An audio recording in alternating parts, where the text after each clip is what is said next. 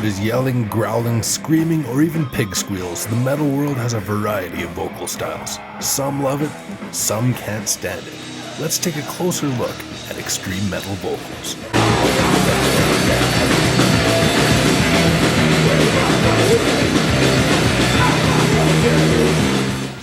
I think it came natural over time, because, I mean, if you listen to really early At the Gates records, it's different from record to record, and I think on Slaughter of the Soul, I kind of like figured it out, what was me. It just came from screaming for a long time, and over time, like, I just, I learned to just push air from my diaphragm or whatever.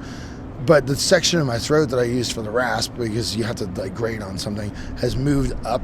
I can feel it like I used to be able to do it down here, and now it's like up at the top of my throat because it's just worn out. And if I use it, I lost my voice one day on the Cannibal tour, and I had to sing the way I used to in the mid-90s.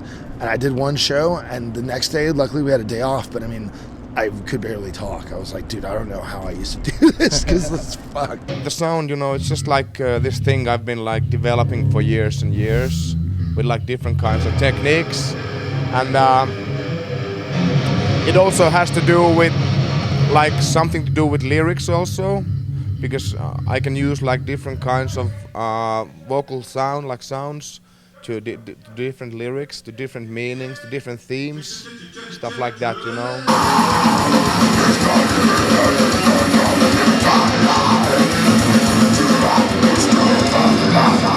I just do the best I can. Yeah. I do remember the first few years I did it. I basically couldn't talk after rehearsal, because I was doing it all wrong. So it was kind of trial and error. I don't really know how long it took, but years for sure. Like, it's not something that comes overnight. Well, I mean, it progressed somewhat. I mean, from our early albums, I was a little more heavy-edged on the vocals, trying to be brutal all the time. But now, as I go on, I like variety. I like to do different styles. It's more interesting to me. If I do the same voice all the time, it gets kind of boring for me.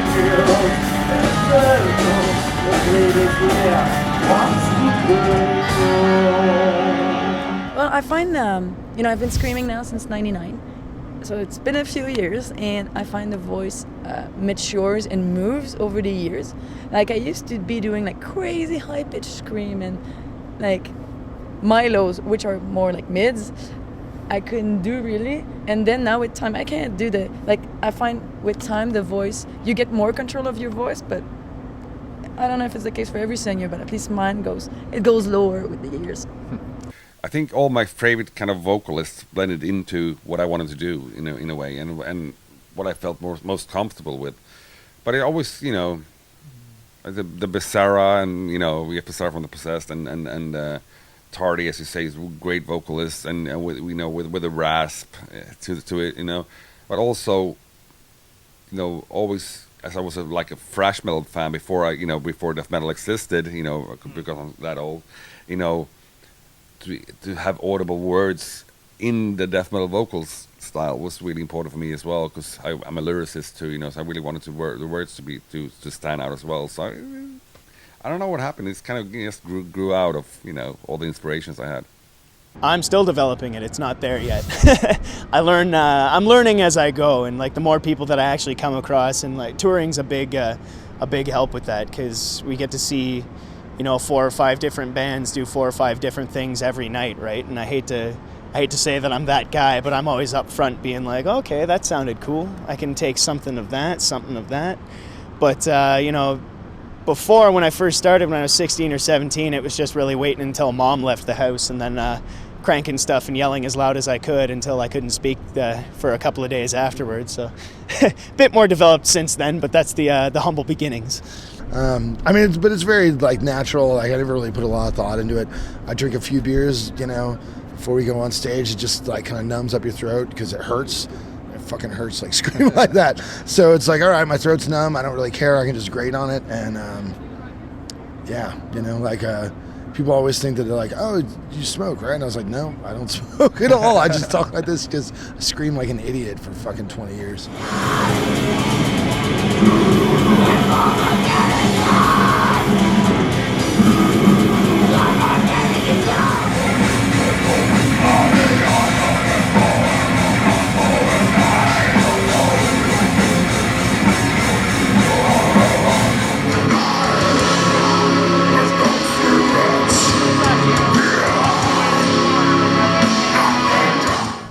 So we just watched the development edition of Extreme Metal Vocals, and what do you guys think about what they were saying about they're stressing on breathing, and how Mel was mentioning how the voice moves and changes over the years?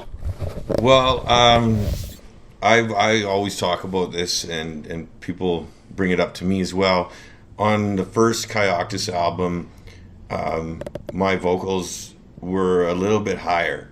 And then I found over the years of doing the death metal vocals that you know, it's like my voice box or my larynx is like expanded, so it's a lot more deeper and more guttural than it used to be. So I even go back and I do those older songs, and it's kind of got a new little twist on it with a little bit more depth into the voice.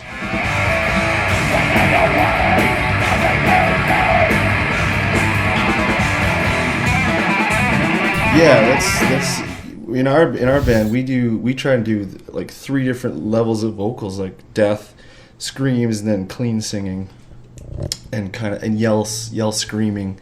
It's like screams with tone in it, things like that, and it's all started with the James Hetfield kind of yell singing, thrash voice, and then the screaming blended in with the Devin Townsend influence, and then we went at it in death metal kind of last. But over the years, it's just been figuring out how to do it, like I was saying already, how to do it without destroying yourself, and you kind of figure out techniques. Like when it was mostly breathing, lots of air, and knowing what's coming up so you're not jumping into parts and things like that. So it's lots of practice. And I found recording yourself was always a big jump up in, you know, you're doing it live is one thing, recording it is another, and jamming, recording, and performing are all 3 different worlds of dealing with vocals. It's kind of different for each one, but it all matters, like technique and breathing is it really it, and a whole bunch of time.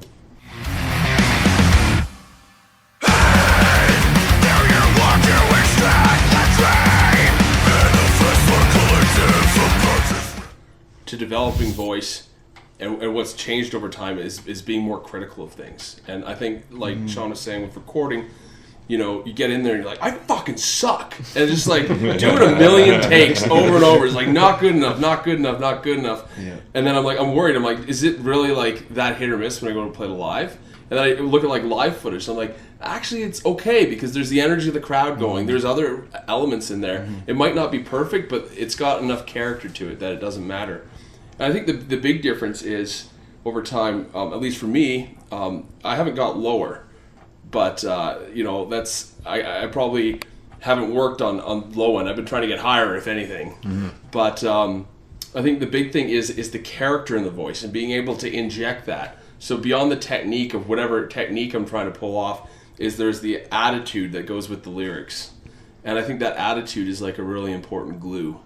That's a huge point is confidence and attitude behind that technique. Absolutely. That's when it sounds good. That's when you like the track. Like, that was awesome because you did it well, but there's that attitude and that confidence behind it. Totally. Yeah, that's why people always say, well, Jim Morrison was a terrible singer, but the way he performed that was it. The singing was secondary. Yeah. It can literally override the technique. It just if the attitude's there, it's cool. Yeah, like I think REM's the same kind of thing. The guy was notoriously off key all the time, but you know he had this emotion that could make it palatable, and it's not like, oh fuck, this is horrible. Yeah. So you were speaking about time. How long did it take you guys to develop your own style, or is it still developing? I think it's still developing. I would say that probably it's for everybody. It's always developing. You know, unless you quit and you don't care anymore. Yeah, it definitely takes a few years, before anything really starts to settle into like, you're getting consistent at it and things like that. And then I feel like, I've been doing this one band for quite a long time, nearly 20 years. And finally, in the last few years, it feels like I'm able to just do what I want to do, and it's not such a struggle anymore. And so I finally feel like I'm coming into my own kind of sound and all of that. But it's been, nearly 20 years of doing it. So, it's quite a long journey. I agree with that. Like, I think it absolutely is a journey. And I think the important thing is that you don't ruin your voice too early. And I think in metal, vocalists have to be extra careful because we're really pushing our equipment, if you want to call it that, to the maximum of its potential, right? Like I can't think of any other style that's crazier on the vocals, you know, and so proper care, or I don't know, maybe it's luck, I don't know, whatever it is, to not ruin anything means that you can continually develop. In my personal case, I think, for me, I think it was about 5 years of like trying to sing before like critics stopped complaining about the vocals. And then at that point, it's like, okay, now they're not really complaining about the vocals. Then another 3 years went by, and then they're starting to say, oh, you know, I really like the vocal style, or there's something unique about this. And then I'm like, okay, so I think it's about 8 years, but like I'm looking forward at all times, right? And I think like any, I think one great thing is to always, you know, have an aspiration, is to see somebody and be like, I want to be like that. You know, I want to be able to do that with my voice. And similar, I think, you know, everybody does that with their drumming or guitar playing or bass playing. They look at somebody and they're like, yeah, that's who I want to aspire to be, or that's something I want to be able to do. Yeah, and you look at somebody like Steven Tyler, at when Aerosmith first began their early stuff, and you listen to his voice then, and then you like for Dream On or something like that, and then you listen to it now where he's got the Moneymaker voice, and it's like, you know, you find your voice over time, Yeah, he got the rasp, like you're saying, the Dream On to later on. It's two different, almost sounds like two different people, but you do hear his voice, but you can see where it went. It's pretty crazy how. Well, how many shows did he do? Right, like that's a lot of shows. What did he do after the show? Oh yeah, hey, I mean, those guys are notorious for the amount of drugs they did, right? Like, so I'm sure that didn't help. You know. For a very long time, I so will show your smile and pour my cup of wine. On the morrow I sit to see